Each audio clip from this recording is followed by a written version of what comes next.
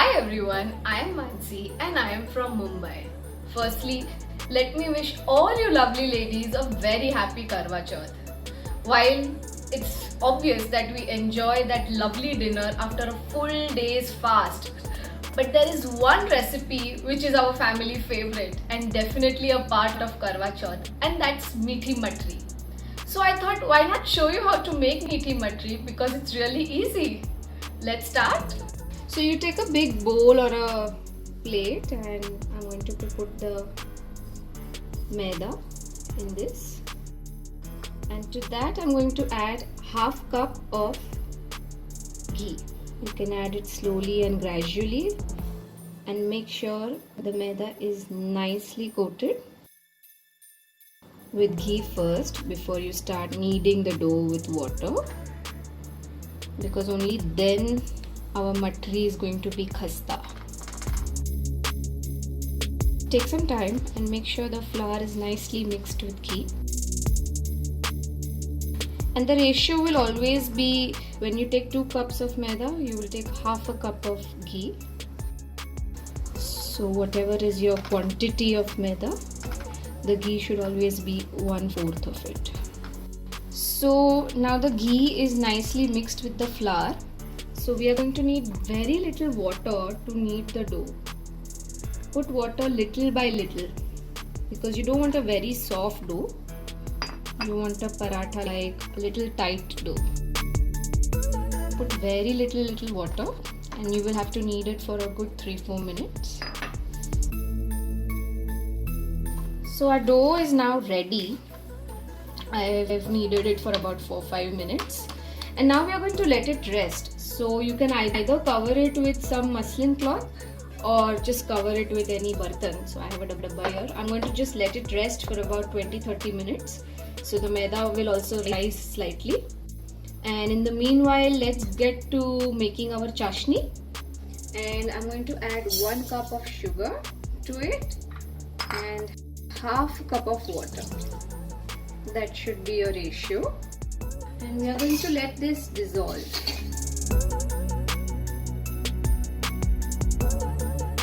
So the sugar is now completely dissolved, and this is cooked for about 5-6 minutes, and it's ready.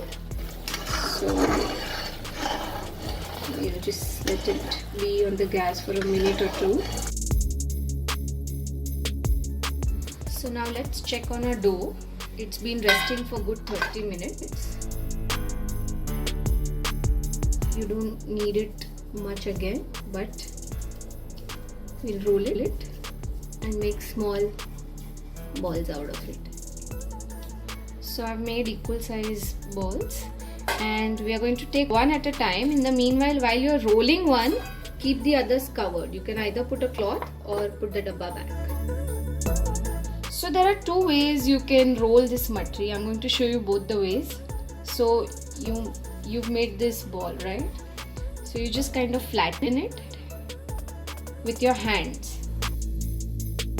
And see, this matri is not supposed to be thin. It has to be thick. So you can just flatten it and keep it ready. I'll also show you one more way to roll this. Another way to make the matri is, you just make it like a roti using a rolling pin. Take any katori if you want equal sized, and using a fork, just do this, make holes, yeah, on both sides. So both ways are correct. Whichever you're comfortable making, you can make the matri like that. So all our matris are now ready, and here I have a kadai in which the oil is hot enough. Now with this oil also, you have to make sure it's not very hot, it's not cool either. I mean, it has to be warm, not super hot.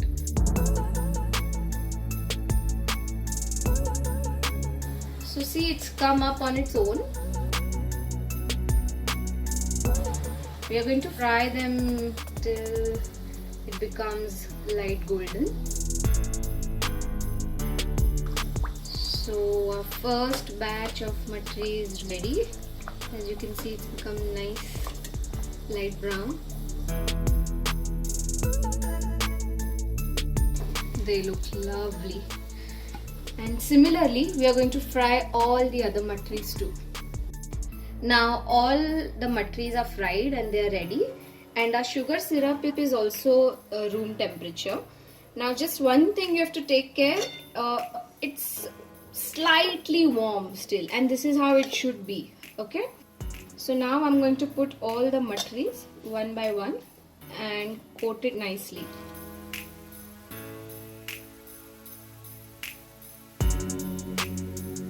After actually coating it in sugar syrup, I've just let it cool down for about 5-10 minutes so the sugar kind of crystallizes, as you can see.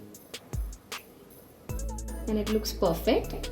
Now I'm going to just garnish it with some chopped pistachio.